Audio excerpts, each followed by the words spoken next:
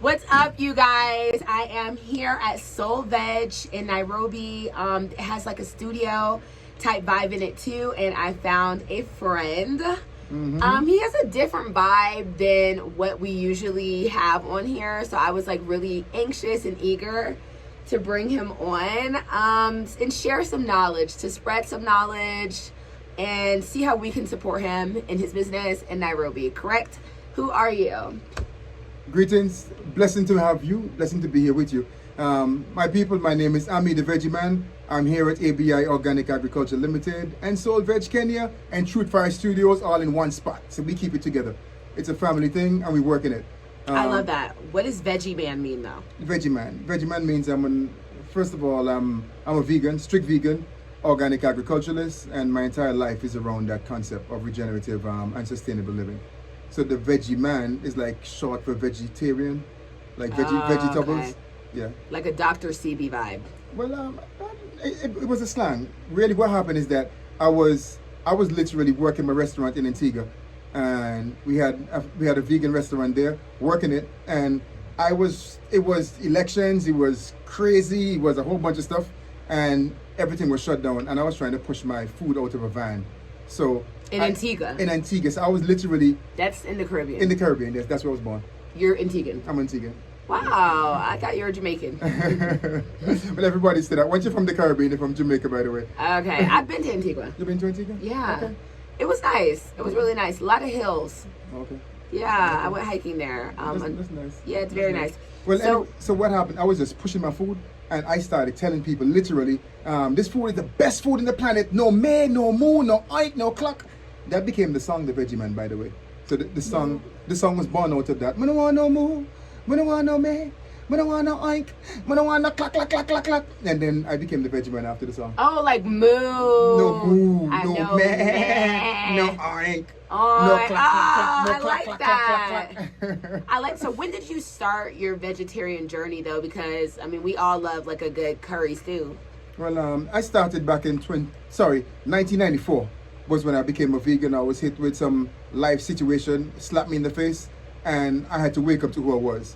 So What was the life situation, or is it private? Let me keep it private for now, because okay. it was. I understand. It was one of them situations where, you know, life slap you in the face and you're questioning if God exists. There's no God, you know, and then something happens and you're forced to wake up like. So it wasn't physical though. Yeah. Okay. Yeah, and you're like, oh God, what's happening here? You know. Yeah. So I was there because I was a wild boy in Antigua. You know, I was a young entertainer.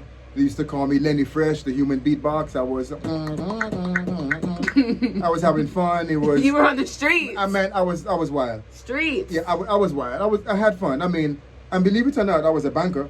I believe it. Yeah, I was an accountant before I got deep into agriculture. But agriculture has been with me my entire life. Okay. So I mean, from that, I met a brother from Israel, from the Hebrew Israelite community, based in Israel. Let me say that again, the African Hebrew Israelite community. Okay, so this was a big reason I wanted you to talk to me. Uh-huh. I do not understand the concept of Hebrew Israelites that are black. You don't? No. Okay, let me make it real plain. The slaves, the Africans who were stolen from Africa to the Caribbean was not a coincidence. This was a biblical prophecy that for disobeying the laws and instructions of God, that these African people from Northeast Africa would be taken away into ships by force, and they would be sold as male and female slaves. It's written in the Bible. They never show you that part of it, by the way. King James did his thing, and he mixed up a whole lot of it. So most people think the Bible is a white man's book. It is. It's written. No, it's not. It's an African history book. Well, I'm saying King James version. No, King James. Let me not say it publicly. Anyway, so anyway, they mix it up. They put their stuff in it. But realistically, the only people that fit the script in terms of those people who would be sold as slaves, those people who would be ripped, trodden under the foot of men. This was all people, and there's no record of anyone else being sold for 400 and being in captivity for 400 years. There's no record of anyone else. And they speak about the people speak about everything. I mean, I sympathize with what happened with the Jews in the Holocaust, and you have situations where so many other nations and countries and people have been, colonized and tortured and, subjugated for whatever reason. But there's nothing that compares to the African Holocaust, the slave trade and what was stolen from Africa. This was our biblical script, but this was for direct disobedience to the instructions of God. So when I say I'm a Hebrew, I'm an Israelite, I'm not a religious person. I'm talking about my fathers. The first Hebrew, Abraham, is my father. Jacob, Judah, these are my fathers. So I'm aligning with my cultural heritage, not a religion. It's like ethnic. Yes. Very much so. It's ethnic and it's tribal. So when I say I'm an Israelite, it's tribal. When I say I'm a son of Judah, that's very tribal. And our position was to bring things back together. Set the world, put things back together. So when you hear the Rastafarian brothers say the conquering line of the tribe of Judah, they speak about King Selassie. He was from the lineage of the tribe of Judah. So when we speak about Benjamin, Israel, he is from the lineage of the tribe of Judah. So we're not like guessing maybe these guys are, maybe they're not. How does that relate to the slave trade though? Because we're taught like, oh, they all came from the coast of Ghana and Nigeria and... Yeah, I mean, the thing is, most people we never get the opportunity to put the dots back together. Because, I mean, African heritage and history did not begin in West Africa. And we've always been a nomadic people. We have traveled for centuries across the continent. We have been up and down this continent. There's hard, solid evidence right here in Kenya. The Bantus, who consist of the Kikuyus and the Kambas and the Meru and the Luyas and these other tribes, it's hard evidence. These people came direct descendants of the biblical Israelites. Likewise in South Sudan, some of the tribes there, the Igbos, the great Akan tribes in West Africa, the Zulus, the Xhosa tribe in South Africa.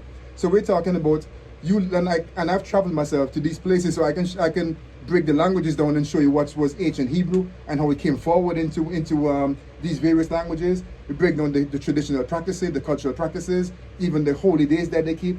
Why they talk about the Kikuyus praying to mountains and all the crazy stuff they told us, that, I mean, taught the people that want to shift it away, to move away from your culture, from your tribal culture. You're moving away from a cult into sanity, into Western Christianity. It was, I mean, this was, I mean, crazy. Let me say that it like is that. Crazy. It's crazy. But you grew up as a Christian.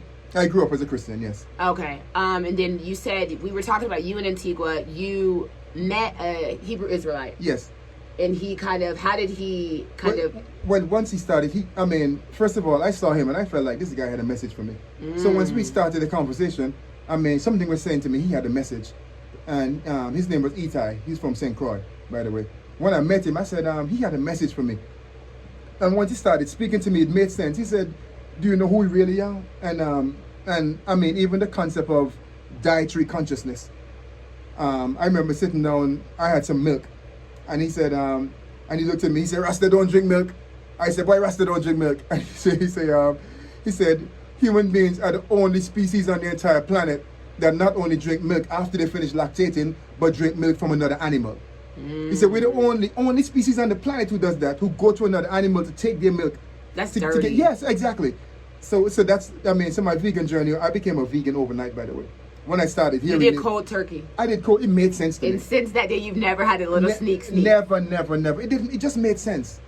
So and that's been my life. Wow, he's a powerful guy. Yeah, that's really awesome. Did you, once you embrace your Hebrew Israelite journey, did you try to extend that to your family members and people around you? Absolutely. Everybody said I was crazy. The entire country of Antigua said this guy's gone crazy. He's gone mad. They said that this guy. He's now talking about he is those people in the Bible, and we know the Bible. We know white Jesus, white David, white Mary. We know white everything.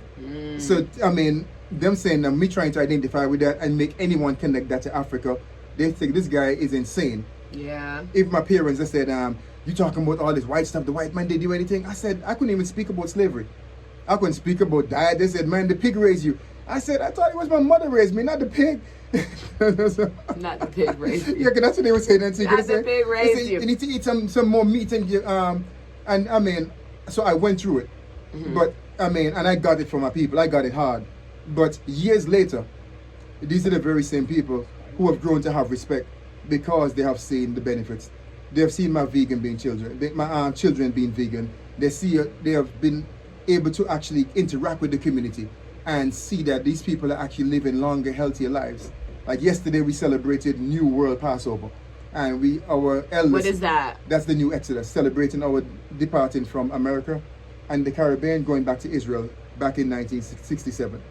So they left the Caribbean, America, mainly Chicago, and went back to Africa, starting with Liberia, and 2.5 years later, journeying into Israel. A group of Hebrew Israelites. Yes. Yeah. Wow. Yeah. And were you a part of that? No, I wasn't born yet. Okay, never mind.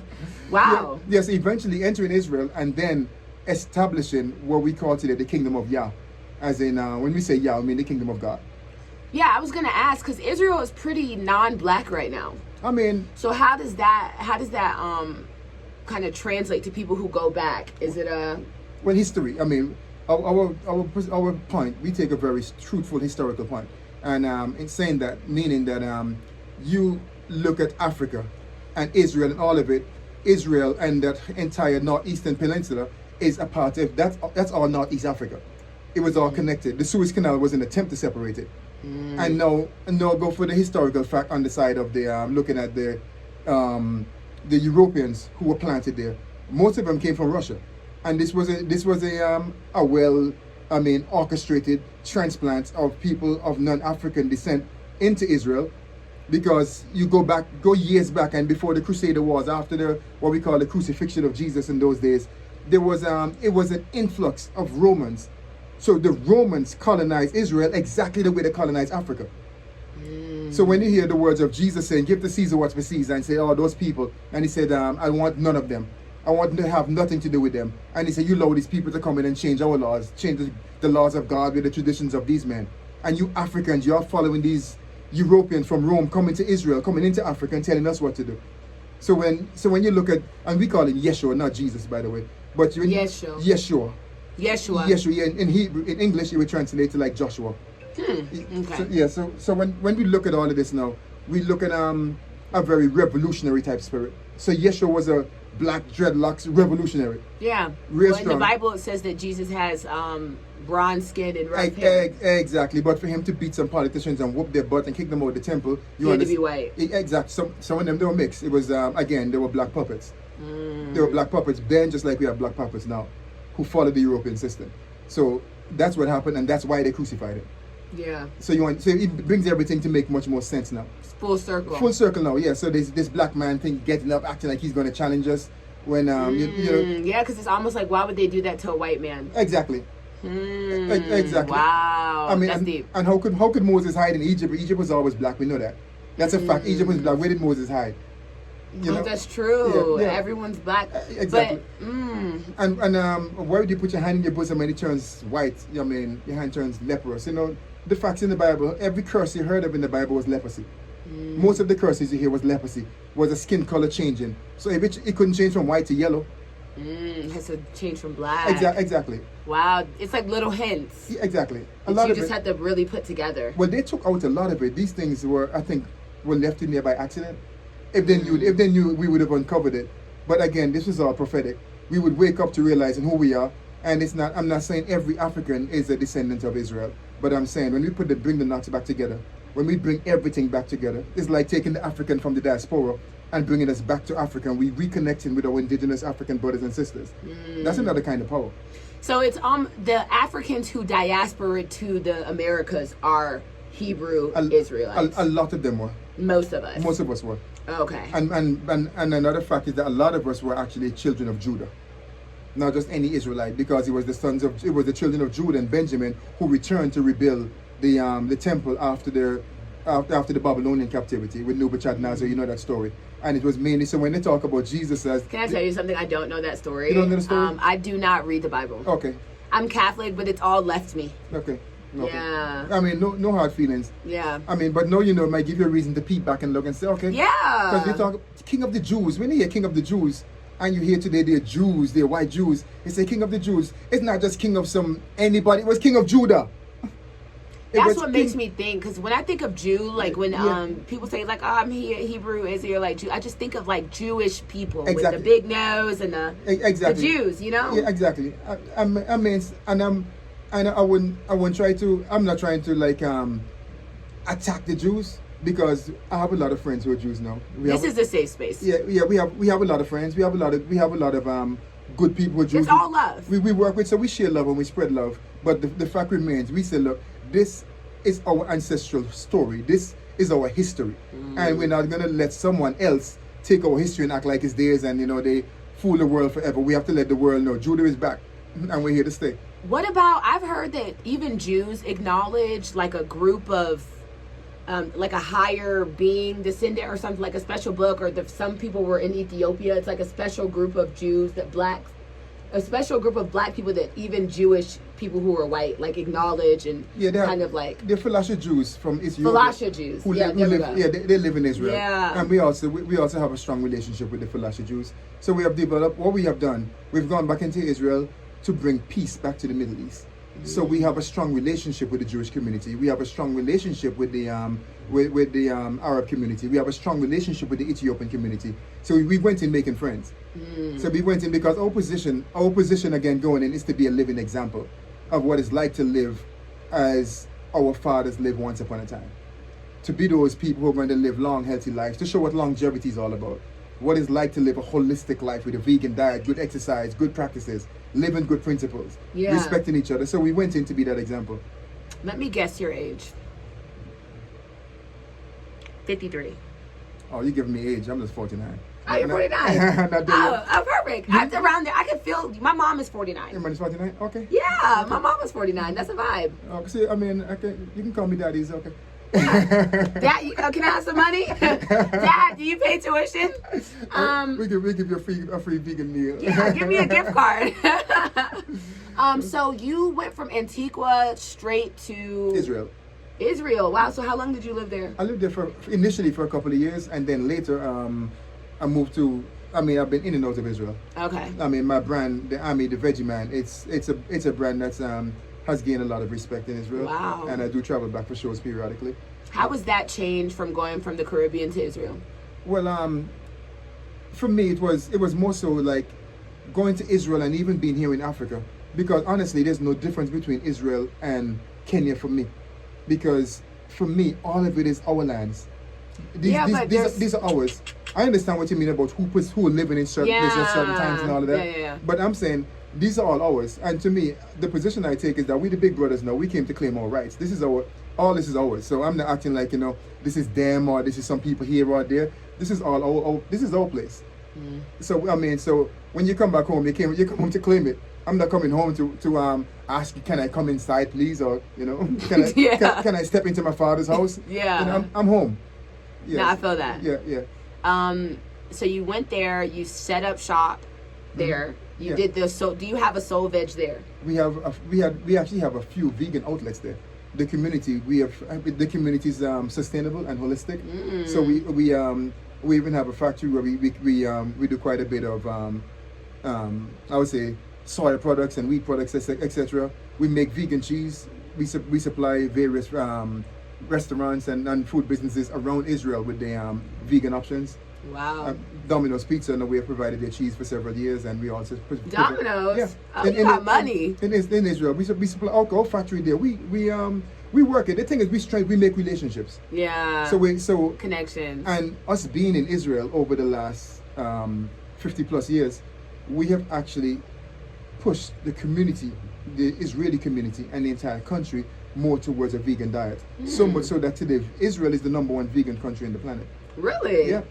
Wow. Yeah. That is really interesting. Yeah, because we have so many of our young people who grew up in Israel, and they interacted and intermingled with the Israeli community. So our young people are the ones who actually influence the rest of the country. So 5 generations growing up in Israel, it's almost impossible that they were not going to like something vegan. Yeah. Exactly. Yeah. Eventually. Yeah. Who taught you how to cook these things? Because it's kind of hard. A lot of people feel like it's hard. Let me not say it is hard, but people like, you can barely eat anything good. Like, what process did you go through? Well, honestly, I was always handy in the kitchen. My mom had 4 boys, and I was the cook of the family. So I became the boy who was always in the kitchen. But entering into the community, there were, just being socialized into the community. One of our main things has been food, because food has influenced so many people across this planet. We have had Soul Veg restaurants, Soul Vegetarian in Atlanta, DC, Cleveland. We've been around the entire U.S. In Antigua, we had our spot. Even in Tallahassee, you name it. So the restaurants has been one of the main pulls that brings people to us, because they come in, they realize, okay, I thought you had to have some meat, or only meat could taste like this. We make some nice sitans, we make burgers and sausages and all of that. Yeah. All the we call them transitional foods. Even tofu and some things, the transitional stuff, We make them and flavor them to taste like meat, so we can help you to help you begin the path of longevity. You know. Yeah, there's this place in Atlanta called Slutty Vegan. Have you heard of that? I've heard about it. Yeah. Oh my God, it is so good. And you know, before, you know, when we started in the States, in Atlanta in particular, you know, there were no vegan restaurants around. I believe it. Back in the 80s when we got Yeah, started. I believe it. And now across the US you find so many vegan spots. Yeah. How do you feel about processed tofu and stuff though? Because people say a lot of these like fake meats are actually just as cancerous for you as meat. No, it depends on the process. It depends on the process because there are different levels of processing. So when you look at the processing foods where you're gonna add a bunch of numbers to make it what it is, then okay, I say no, that's all those stuff, you know, they're cancerous anyway. But when you look at something as simple as washing the what we call texturized meat, washing the starch out of flour and making gluten, so that you make something that tastes. It's almost similar to eating some bread because we don't put anything in it. Yeah. It's wheat that's washed, and you get the gluten, so it's actually the protein of the wheat that you're getting. So tofu, for example, tofu is it's soybean soaked, boiled, and you add something real simple and natural to make it curd.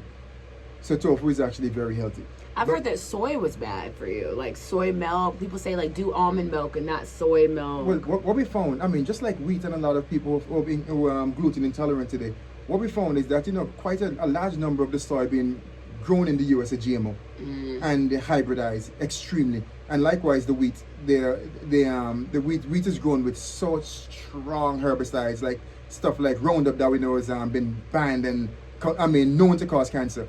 So beyond just the product itself or the processes and the things they add into it, I think there's some strong reasons for some of the cancers that we're seeing today, not just the products themselves. Yeah, I totally agree with that. Plus, meat has far more estrogen than soy. All meat has far more estrogen than soy. Soy does have some estrogen, so we'll advise persons who are recovering cancer patients, for example, to stay away from all estrogen type products. But all meats carry far more estrogen than soy. Yeah. Yeah. So just to put that on the table when people say soy is bad for you, soy causes cancer. We got to take some of that with a little bit of salt, you know. Give me a breakdown of like your average, just like meals for the day. A meal for the day. I'm different. I'm the veggie man. The veggie man. Like today, for example, I started with a green juice. I went into my garden and I picked Swiss chard, kales, oregano, thyme, rosemary. Wow, that's a really savory. Yeah. Lemongrass. I put a little bit of sage and lavender in it, and I've had a bunch of baby leaves. Lavender. Yeah, baby leaf beet greens. You know, the red greens from the beetroot. Oh yeah. So I had beet leaves, baby leaf spinach, and rockets, and a little bit of what do you call it? There's one I'm forgetting. Anyway, I put those together, wash them real clean, put them in my blender, juice them up, squeeze them out, and I start my day with a nice green juice. Wow. And then later I had a pineapple. So I'd have a fruit, either papaya, pineapple, watermelon, something like that.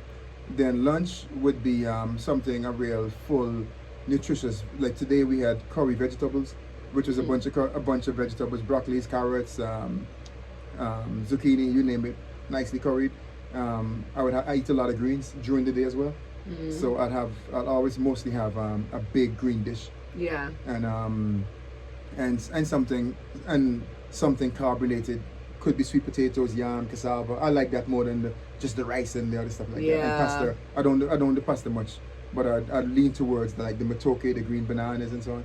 So that's what my meals are like. That sounds really healthy. Yeah, so that's why I say I'm slightly different because I go hard with the. They have like vegan pizza, vegan burgers, vegan. Oh, I had what's it called, gyro. Yeah, the gyro. Oh my God.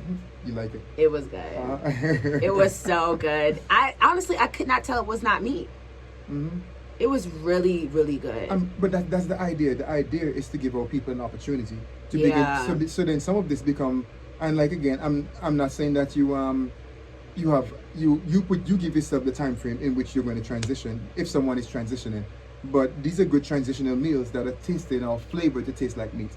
So they help someone to get off of the meat, because like you asked me earlier, You said, how was the response? Most of the people who laughed at me when I became vegan, most of them, cousins, aunts, uncles, even my parents, may they rest in peace. Quite a number of them, I was at their bedside when the doctor said that they cannot eat any more meat. They have to eat like me. So that's been painful. That was a painful one for me, because after 15, 20 years of saying this to the people you love, and they laugh at you, they laugh you to scorn, make a big joke of it, then you're burying all these people. I'm burying some folks younger than I who are dying from lifestyle and diet related diseases. So it's not an easy journey. Yeah. Because they're people you love and you care about them. So some of us, like me, I started off real radical and hard. Later I softened up, because I realized, look, it was more important to give the people love and try to convince them, or at very minimum be a living example and be accessible. Because when we go too hard, we cut them off and they have no access to us. Yeah. So be accessible. It scares them. Exactly. Yeah. Yeah. So how did you you raised all of your kids vegan? Yeah. And your wife was vegan. Yeah. As well. Was she vegan before you guys got together, or you kind of changed her? Well, at the time, well, I have two wives. My first wife I met, she was on the transition into vegetarian. She was a vegetarian going in that direction. I think she was still like down to fish and so on. And when she met me, she like, thank you so much. I'm glad that we were able to do this. My second wife at the time, she was already living in Israel, and she was already vegan when I met her. I have been wanting to meet a polygamist so bad. Why? I don't know. Well, it's different. I feel like it's stressful for a man. It depends on the type of woman you have. If you have peaceful women who want to do it, and you are collectively, you're coherent, and you're together in it. You say, this is what we're doing. We're building our institutions in a way that today is almost unknown. It's almost unknown, and especially in the West. Because you have the man who may appear to feel to have a natural instinct, a natural inkling to think he can love. He's like in his mind, okay, maybe I can love more than one woman. And for the sisters, they're stressed as hell because this man just keep lying. You just keep lying to me over and over and over. And then you have a religious system that teaches you that this is what God said to do, But then you look at Africa, and when the Europeans came to Africa, it was almost fully polygamous, and they had a problem looking at. And they thought it was just a man being that strong, like a man having so much. So they sought to take that man off his throne. But what they initially went after was the family structure. And they broke the African family structure. And to this day, even the family structures with one man, one woman, that's so stressful and hard to keep together because of these Western concepts that we've been fed. Because someone else is defining what a family should be for us. Yeah, divorce is 50%, like all over the world. Exactly. And that's why now so some of us, we made the decision that we're going to do this our way. Well, my question is, so if I was a first wife, do you consult her about the second wife? Absolutely. So what if she's like, I don't like her? If you think that it's worth it, because the relationships are not just based on feelings and likes. These relationships are based on us having similar goals and objectives in life and building an institution. So, okay, I don't like her, but does she fit the institution or not? And then we have a second conversation. And then we take it together from there. Let's go together and walk this walk together. And let's walk this path and go down this path together. And let me not be an egotistical over testosterone fool, and letting you not be over emotional and fighting against something that may actually make sense. Yeah. I believe that polygamy should be legalized in America. I think that it's weird that it's not legal, because if that's what you want to do, if like gay rights is legal, then polygamy should be legal. Exactly. Yeah, love who you want to love as long as it's consensual. I personally think I'm too jealous of a lover to share a husband. But because someone asked me this here, because I think it's legal here. It's legal in Kenya. Yeah, but I support that. I think it is smart in a lot of cases when you have like businesses and you're doing all that. Exactly. Like assistant, like a sister wife, but I have a lot of mental issues and jealousy. So it wouldn't work out for me. Well, no. A lot of things that we feel today, even myself, where I grew up and who I thought I was, in terms of once you find, I would say in this terms, higher and higher truth, or something that makes sense and it's not destructive. Let me say it like this: if it's not destructive and it's life enhancing, then let's pay a little attention to it. But if it's completely destructive, let's leave it alone. Yeah. But some of what we were taught growing up, a lot of it was based on keeping us separated and stopping Africa from reaching its full potential and its real strength. Yeah. So in order for us to get back to our real strength, there are a lot of things we have to let go, and there are a lot of things of the past we're going to have to pick back up and embrace. But this time, like we want it to last forever. Decolonizing. Exactly. Your minds. Decolonizing our minds and Yeah. re-embracing our culture. Because if I can use the Bible as an example, they said that as it was in the beginning, so shall it be in the end. Which means that we had to go back to the beginning. We had to get back to the Genesis. So our diet, being a vegan, was according to Genesis 1:29. So we had to get back to our dietary consciousness. We had to get back to our family structure. We had to get back to our own culture. But apart from all of this now, when we got back there, we were supposed to then go to the next level up. We were not supposed to fall again. The Bible, they always talk about the fall and the fall, but there's so many aspects of this fallen generation and generations. So now we have to go into what we call the ascension realm. So we get back to the Genesis and then we ascend to those books that Start over. and those chapters that were never written. So we got to write a new book. And this time we're going to write a book that no one else is going to translate or define for us. Why Kenya? When I got to Kenya, well, let me say it like this. That's a good question, you know. Yeah. I do this. This is my job. Yeah. Well, there's a brother by the name of Star Yatsiliel. I was in Israel in 2013. I had a restaurant in Antigua. I was doing quite a bit. And he walked up to me and he said, and at the time, I was really considering, I said, okay, I lived in Ghana for three years, went back to Antigua and worked in the restaurant, did some work with the government in the Ministry of Agriculture. I did some things. And then at the time, had a restaurant. It was on a good flow. Things were working out. And I said, I'm ready to get back to Africa. My soul is burning. So 2013, had a major concert in Israel. This brother, Saya Tsilia, walks up to me. He said, Ami, we need you in Kenya. I said, why me? He says, because you love agriculture and we got an agriculture business. We want you to come and help set it up, blah, blah. I said, okay. I said, well, really, why me? He said, because you love Africa. And that's what we got me.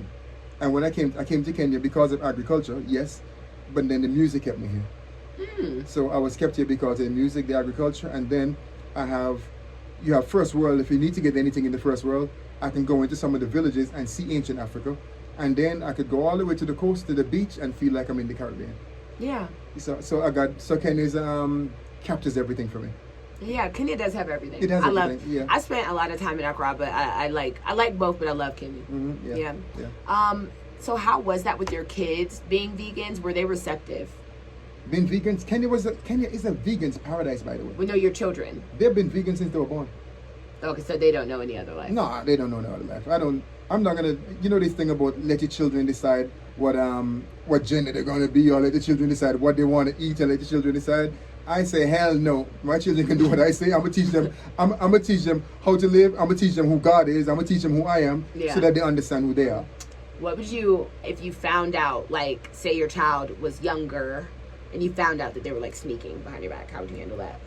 I mean, one of my daughters did sneak at one point, and I mean, I gave her a good talking to her at the time. She was lying, so she was like 9 years old. I gave her a little whooping for lying. I sat and spoke to her. You know, tell her. I said, baby, you don't need to do that. You don't need to experiment to find out. I said, there's nothing you need to go experiment with or find out that I've already left behind.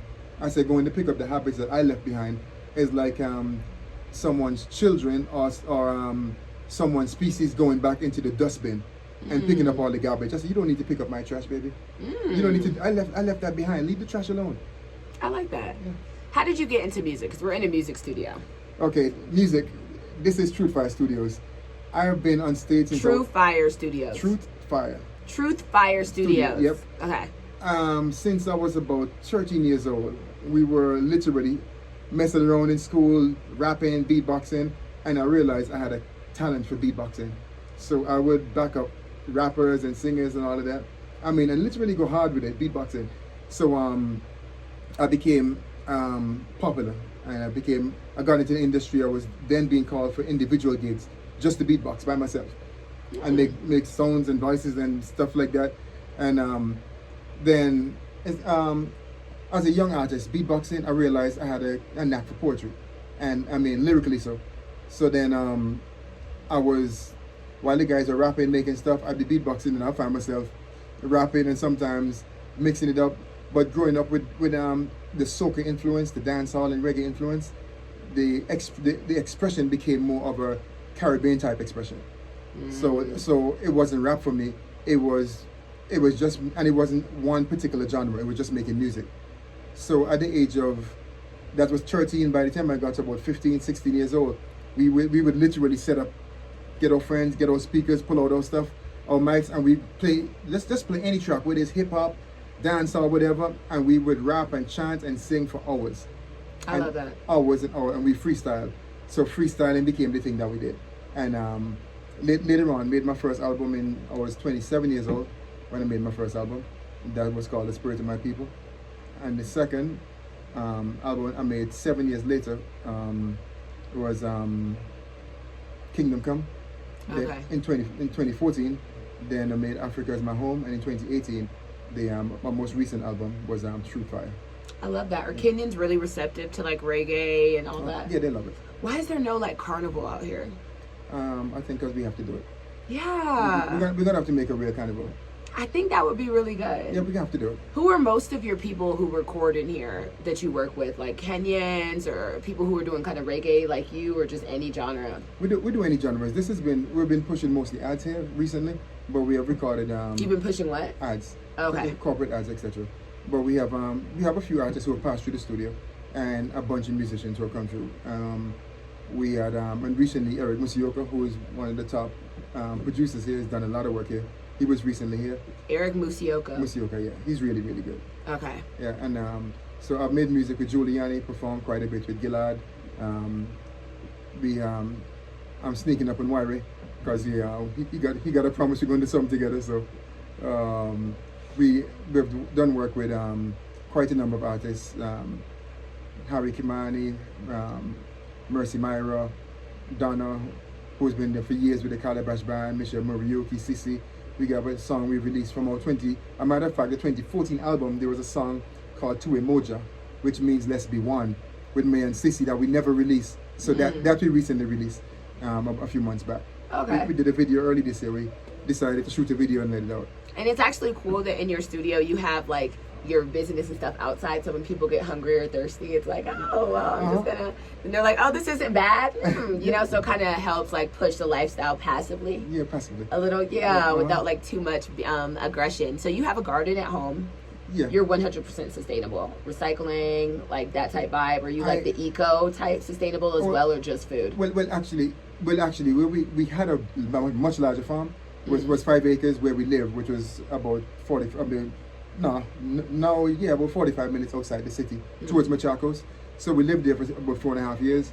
We recently moved into this side of town, and where it's much smaller. So right now it's just the backyard, just about an 1/8 of an acre garden that we work in. But we're still setting up farms because our business model is we provide organic farming kits, whether greenhouse or just irrigation systems. But we provide all the organic pest control, disease control, fertilizers, and we focus on soil regeneration. So we teach our farmers, what to do. So for me, organic food is something I always have access to. Because we literally have thousands of farmers, and we do conferences at different times, and I've been speaking quite a bit. I never thought I was a good speaker, but I've been having to speak quite a bit. I think you're a good speaker. Do you smoke weed? Not anymore. No? I used to smoke a lot, but later on in life, I said I want to maintain this high without having to depend on anything. So I went for it because I could communicate with the trees, communicate with the moon, the mountains. Everything was one with me. And I said, I want to feel this all the time without having to depend on anything. So while I advocate for marijuana as a medicinal plant, but in terms of, and then I realized my lungs are not naturally designed to absorb smoke. So, I'm addicted to vaping. To vaping? I understand. I mean, I love you. Thank you. Yeah, so I'm a marijuana advocate, but again, personally, I don't smoke, so I'm not one who advocate for smoking. I'm an advocate for its use. Okay. Yeah. Do you drink? No. That's nice. It's hard to find people who don't drink in Kenya. I feel like everyone drinks here. I'd say most men. Everyone drinks. Yeah, a lot of. I mean, and the truth be told is that alcohol was one of the things that was pushed in Africa to compromise it. You go into the deepest bush in Africa, and there's some things you'll always find. You'll find a Western design of a church, you'll find a pharmacy, and you'll find a liquor store. Always. As deep in the bush as you'll go, you'll always find one. So then you realize that there was it was a purposeful effort to attempt to put us into a state of compromise. And I'm not saying having a little drink every now and again is bad. You know, have some natural wine, something simple. I mean, keep it simple, but in terms of seeing old people, it's bottles everywhere. Everywhere. Gin, Beefeaters, but Johnny Walker. And I'm saying now, this was a concentrated effort to compromise our people. Yeah. So that when the men are compromised, if you bind a strong man, then you can enter the house and take whatever you want. And so you see. So when you see what's happening in Africa, you find that a lot of times, not just in Africa but in the West, especially in the black families, you're going to find that the strong man is bound. And if they can't bind him by some of these means, they bind you in other ways, and then, or if not, they create a reason to put you in prison. Yeah, and that's how it was in Atlanta. In the hood, you always see liquor store. But when you go to like Gwinnett or Cobb, you have to go searching for a liquor store. Exactly. You know, but in those areas, other areas, it's not really like that, which is crazy. Yeah, make it accessible. But you have to understand that weakening the man, you weaken the entire family. And then so what you do, you weaken the man, or you lock him up, and then you miseducate the woman. So then the man and the woman becomes enemies. So then you find a bunch of single mothers or guys who be acting like sperm donors everywhere and don't want to be responsible. And on the other side now, you find the woman having to take all the strong positions and having to fight. So then they're becoming more and more masculine, and you find guys getting weaker and weaker. Not to mention they're putting it in the food as well. Yeah. All this dioxin and all this E numbers is a bunch of stuff they're doing to do some gender twisting stuff. So, I mean, don't get me started on that, though. That's another topic.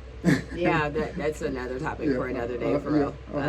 I have one more question I wanted to ask you. Biggie or Tupac? Say it again? Biggie or Tupac? Biggie or Tupac? Why you want to put me in that position and let the whole world know? You got to choose one. I mean, I like Biggie. Biggie was good. And Biggie was, a lyrical genius and, style out of this world. Tupac, to me, came with more messages. With more messages? Yeah. Tupac had more message in his music, so that's why I would say Tupac. That's why you would say Tupac. I'm about the message. Who's your favorite reggae artist? Damian Marley. Damian Marley. Favorite song by him? Favorite song by him? I would say right now it's there's a new song on his Stony Hill album I really like. Is it Teach the Youth? Also so the youth may follow. Yeah.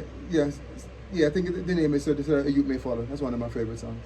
What's one of your favorite Bible quotes? One of my favorite Bible quotes. I got so many. I got so many. Wow. No one ever put the Vegemite in the spot because you want me to choose one, and I got a lot.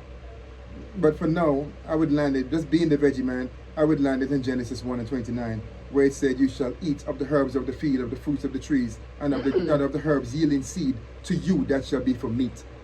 Oh, I like that. Yeah. What is your favorite dish here that you would recommend people to come and eat? Well, I'm spoiled. I said go for Pizza Thursday. Everyone, come get your vegan pizza. It's all, cheese is made right here in the kitchen. Pizza Thursdays? Pizza Thursdays. Every Thursday is Pizza Thursday. Everyone who's come and tasted it, everyone. What makes it different on Thursday? Because it's discounted. Like 50%, 20%? It's about I think it's about 20%. But it's Meet me here on Thursdays, you guys. I'll be here next Thursday. Come next Thursday. You will get your the vegan pizzas at the bomb. They're really good. I had one from Simone. I had Simone's, and it was really, really good. And Simone, I didn't miss the cheese. Simone, she's been one of our biggest marketing persons. She keep bringing folks here. Yeah.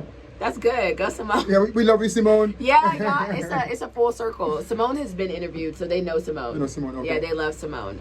You guys, I'm really excited. Meet me here on Thursday. I'm going to put his link below. Do you open your studio to like people who want to pay hourly to record or like daily? Yeah. So I'm going to put his information below. If you're an artist, inspiring producer, whatever, just looking for a good shake. They have fresh juice here, homemade desserts, family business. So the people in the front, what exactly are they doing? They're the staff of ABI Organic. Okay. ABI Organic Agriculture Limited. That's where we service our farmers. Okay. Yeah, so it's the logistics. Yeah. And then so he has like a whole family business up in here, y'all. It's a vibe. come through. Soul Veg in Westlands. Are you looking to open more locations? Absolutely, we've had a lot of demand. So in Nairobi, all over the country. So we're gonna particularly towards the coast. I mean, even as far as Nakuru. Yeah, we've had some requests.